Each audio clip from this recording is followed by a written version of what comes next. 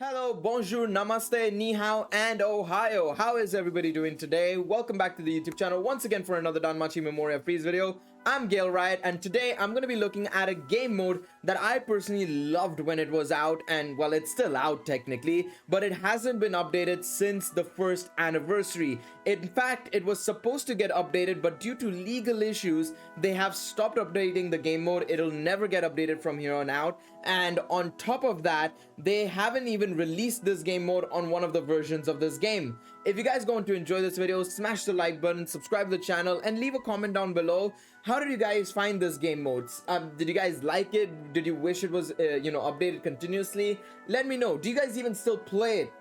I'm very curious to see what you guys have to say down below. Now, of course, some of you guys already know what I'm talking about based on what I've said or by the title, but today I'm going to be talking about the casino game mode. Now, this game mode is actually not even on the European version of the game, so some of you guys might not even know what I'm talking about. But during the first anniversary, as part of the whole episode review release and story, they decided to drop a casino game mode, and you guys can see you can access it from here or you can access it from the main lobby. It's very in the corner of the game. Basically, you wouldn't know it even exists until you actually see it, and you might even notice it or if you look closely as well. So if you go all the way to the left of the lobby, right, you can see it. You can click an icon that takes you to the casino, or you can go into quest, go into review episode, and you can see it in the bottom left that there's a casino tab. Now, the casino is, as it suggests, a place where you can gamble away chips. Basically, it's gambling within gambling, baby. That's what these gacha games do right now.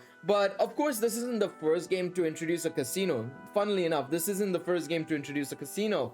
Grand Blue Fantasy obviously has a casino, and obviously Grand Blue Fantasy can get away with it because it's only a JP release. It's technically not available globally, you know what I mean? Even though it has an English language and everything, it's still technically a JP only game.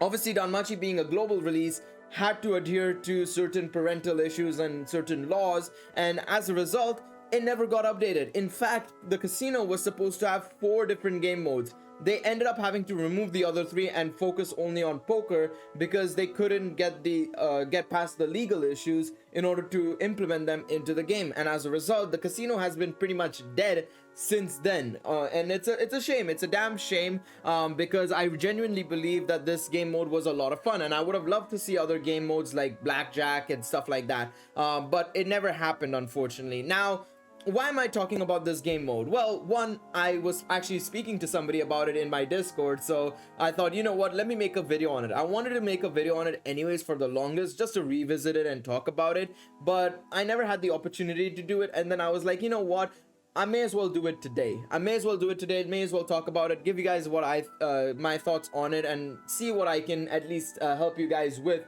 in terms of, if you're a new player and you see the casino, what should you get from the item exchange shop once you've got a lot of chips from gambling your valets away, basically. But yeah, I thought that this would be a perfect opportunity for me to do, knock 2 birds with 1 stone, basically. So, what is the casino? What can you get from the casino? What can you get from gambling away chips in this game mode? Well, a couple of things. You can get some really nice collection purposes units, because or collective purposes units, because in all honesty, some of these units are very much outdated. Well, not some of these units, all of these units are very much outdated. And the thing is, these units are also exactly the same as one another. So you can see that there's 2 types of Hestias. There's Glitter Goddess Hestia and Bunny Goddess Hestia. The only difference between the 2 of them is that their outfit changes. The actual unit itself doesn't change. And then it's the same thing with the eyes. You have Glitter Princess eyes and you have Bunny Princess eyes. These guys are exactly the same units, and the thing is,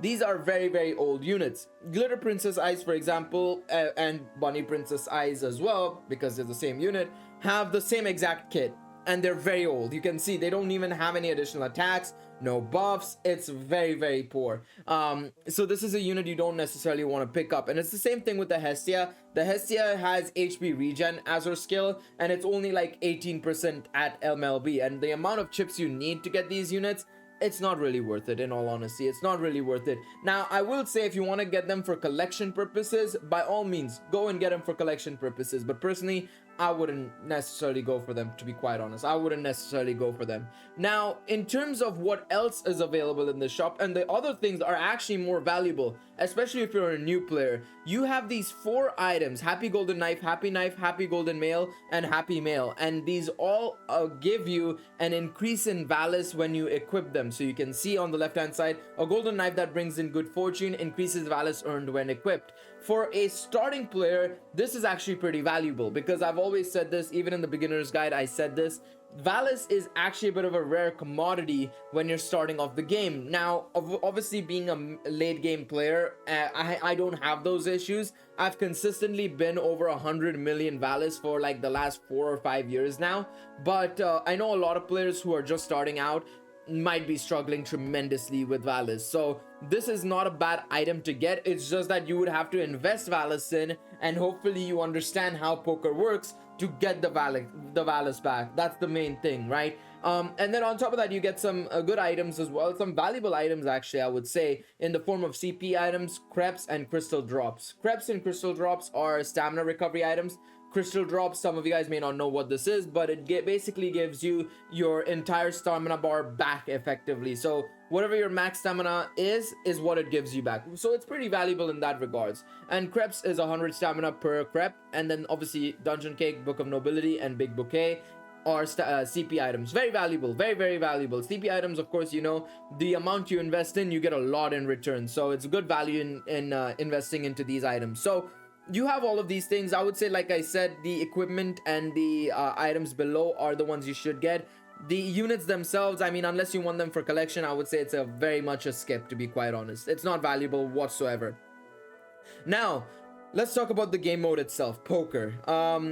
First and foremost, you need chips to be able to play the game. Medals, effectively. They call them medals in the game. I'll call them chips. But basically, you can exchange for 10 a day. So you can get 100,000 and 10,000, basically, with the bottommost being 10,000. And you have to invest Valis in to be able to get these medals and chips, basically. So that way you can start going into the poker game mode. I've already exchanged mine today, so that they're already in the casino medal exchange, casino medal inventory I have, I suppose.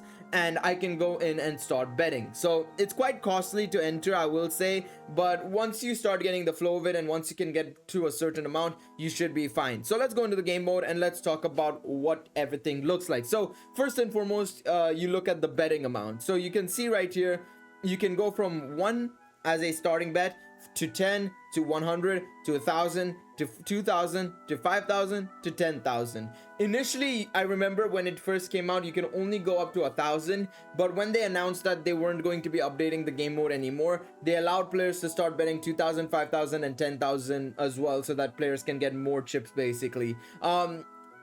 Also, I will say one more thing is, don't worry, you will be able to bet inevitably on 10,000, even if you start off with 1.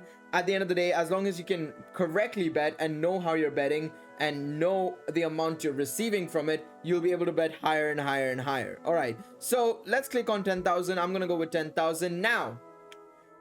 Let's talk about what everything means on the top. All right, so first and foremost, you have the 2-pair. The 2-pair is, as it suggests, 2 pairs. You actually can see it on my screen. I have a 2-pair right now. I have 2 2s and 2 aces. Obviously, the jack in the middle is useless in this situation, but that's why you can see the slight sheen as well, because it signifies that this is actually a hand you might want to, yield. So 2-pair is the weakest hand, but it will give you a return. It'll give you a return of 10,000, basically. 3 of a kind is when you have 3 of the same number. So let's say I had 3 2s, that would be a 3 of a kind. If I had a straight, it would mean I have basically a straight of numbers. So it can be 2, 3, 4, 5, 6. That's 5 cards. That's a straight. A flush is when you have all the cards of the same suit. So if you had 5 cards that were of hearts, 5 cards that were of spades, 5 cards that were of clubs, or 5 cards that were of diamonds, basically. So that's a flush. A full house is when you have 3 cards of the same kind and 2 cards of the same kind. So let's say in this situation, if my jack was either an ace or a 2, that would be a full house. And that's something we might try for in just a moment. A 4 of a kind is when you have 4 cards of the same number. So 2s, let's say if I had 4 2s, that would be 4 of a kind. A straight flush is when you have a straight plus a flush, so it has to be of the same number, same suit, but straight numbers. So let's say if I had 2 3 4 5 6, like the previous example, but they were of the same suit. So if they were of hearts, of diamonds, of spades, of clubs, they have to be of the same type basically. And then 5 of a kind, as the name suggests, like 4 of a kind and 3 of a kind, you need to have 5 numbers of the same number, or 5 cards of the same number, I should say. 5 numbers of the same number didn't make sense. 5 cards of the same number. Now, obviously in a deck, you can only have 4 cards of the same number, and that's the same here. In this game, you also have the Joker card. The Joker card can act as any card basically in the game. Any card. As long as it fits in with what you need, it will play as that card. So that's what a 5 of a kind would give you. And then a royal straight flush, as the name suggests, is a 10, jack, queen, king, and ace basically of the same suit. So it has to be of the same, it has to be of hearts, diamonds, spades, or clubs basically. So one of them, and it has to be that order of numbers basically. Can't be anything else. So there you guys have it. Hopefully I explained it really well to you. If you guys want to get a better understanding of exactly how poker works and stuff like that, you can go online. They can give you an example and everything of that sort. There's like literally images of examples of like how poker cards and you know, pairs and everything work, you know. There's a way to actually understand exactly how it works. So what you need to do now, as you guys can see, I have already gotten a 2 pair, but I want to try and get a flush or at least a 3 of a kind. Well, if I do get a not a flush, if I get a full house, I anyways get a 3 of a kind, so it doesn't make a difference. Now the thing is, right, if you want to keep the cards, there are cards you can keep now, and it allows you to trade away for another card. So I want to trade away my jack. What I do is I click on all of the ones that I want to hold, and I let go of the jack. So that goes away. I only get a 2 pair here. That's fine. Now I get 20,000 medals, which I can take, I can keep, and I can go away merrily on my life. But I can double up. If I double up, it's basically a double or nothing. So if I challenge, I can go in and try and see if I can get something. Or if I go for the nothing, if I don't get what I need, I will come away with nothing. So I lose all the money I've basically earned here. So what we're going to do is I'm going to challenge. I'm going to double up and see what we get. Now, this is where things get very interesting. So as you guys can see, they've given me an 8. I need to get higher than this. So I need to get a 9, 10, king, queen, ace, jack, or a joker. So I have 7 cards. I have a 7 and basically 16, 17 card chance basically to get something good here. Obviously there are some tricks. I don't remember them personally. I've not touched the casino in nearly like a year and a half, 2 years now, but I know that there was a trick apparently on how to exactly execute the casino, and how to ensure you would get the higher card number. But I'm gonna go for this one. So I doubled up there. So now I'm guaranteed to get 40,000. Okay, yeah, there was always a guarantee that at least one card would be at least equal or higher. In that situation, I think I was equal or higher no matter what. So I was winning anyways. I was doubling up guaranteed. Now I want to double up again. I can double up again. Now, here is the issue. The only cards that would win here are the Joker, Ace, or an equal card basically. Or I think an equal card would mean you try again basically. So now this is an issue. So I'm going to go with this. I failed. That means I've lost all my money and my prize has been forfeited. So that's exactly how it works. It's a very, very tricky thing. In all honesty, once you get to that 10,000 mark, frankly speaking, you may as well try and just take whatever you can get and leave more so than anything else. Obviously, beforehand, obviously, like I mentioned at the start of this video, at a point there was only a bet of 1,000, so people would try and double up to get much higher amounts so that they could start buying stuff in the shop. Now, however, with the 10,000 bet, you can kind of get away with it in all honesty. So here, this is a very, very bad hand to be quite honest. So what I'm going to do is I'm going to hold the 6s and I'm going to let go of everything else. So I've got 4 of a kind here, which is fantastic. I get 200,000 medals here.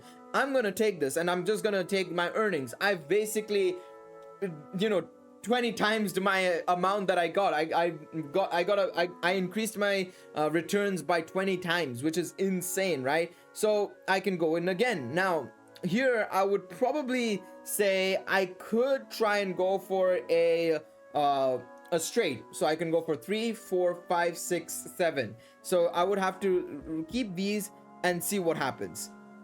Obviously failed. It just gave me a high card. It does make a difference. That was a bit of a risk I played, but it was something I wanted to try and see if I could do. So here I'm gonna just hold the aces and see what I can get here. Only a 1 pair. So that's where it comes into play. Like, you're gonna be investing a lot, but hopefully inevitably you should be able to get a return back. So I'm gonna hold in again. This is where I get a 2 pair. I'm gonna double up here, and I try and always double up the lower amounts so that I can pretty much guarantee I'm getting a higher amount anyways. But once I get, like, say, a full house or higher, I would probably just take it and leave it and leave, in all honesty, and try again, in all honesty. It's way better to do that than anything else. So I'm gonna do this. Double up success. Now I'm at 80,000. Effectively, I've gone from having only 20,000 to effectively getting the same amount as a straight. Now I'm gonna go back in again. Now I'm at a higher amount. I'm at a full house basically. So this is really good luck so far. Now in this situation, it's up to you whether you want to continue or not. I'm gonna take the risk and continue on. So it's a 6 again, and I'm gonna go for this. I failed. I've lost my 160,000. To be fair, the only card that would have won there was the Joker card in the 3rd slot. So I would have lost. It was a 1 in 4 chance basically for me to win. To be quite honest, the house always wins, as I say. The house always wins. So yeah, like this. Okay, perfect. I have a 2 pair guaranteed. Will I get a nope? I was hoping I would potentially get a full house there, but didn't happen. So double up success again. So obviously initially they'll be very kind to you and be like, okay, the first double up is a guaranteed win basically. It's a 1 in 4 chance of you losing effectively, but once you get it deeper and deeper and deeper, the game gets against you, man. The game will go up against you. It will be like, nah, you're not coming away with victories 100% of the time. No way in hell. Wow, okay, that was a bit lucky, I think. Let me see if there was any other card. Okay, it was a 2 in 4 chance. I'm gonna double up again. I'm gonna go for this. Oh no, it was a 2 in 4 chance. God damn it. But yeah, there you go. All right, let's do this again. 2 pair again. But yeah, this is how the casino works basically. You gotta try and play it smartly. You gotta try and play your cards appropriately. I lost there. It was a 1 in 4 chance. Again, sometimes the game goes against you. Sometimes you gotta get lucky and hope for the best. You just gotta go with your gut, in all honesty. And at the end of the day, you're not using real money here. You're using your Valis, which, I mean, I guess for early players is basically the equivalent of real money. But there you guys go. Hopefully I could explain the casino a little bit to you. It was fun revisiting it myself. It's been such a long time since I've actually been in the casino and played poker, to be quite honest. So it was good fun. Hopefully you guys enjoyed this video. Leave a like if you did. Subscribe to the channel. You know, we're on our way to 1,000 subs, like I've been saying for the last couple of days, but really trying to get to it now. And of course, leave a comment down below. Let me know, what has your highest score ever been in the casino, and do you guys still play the casino? I'm very curious to see what you guys have to say down below. Once again, appreciate all of you all for watching this video, and I will see you guys next time. Take it easy, everybody. Bye bye.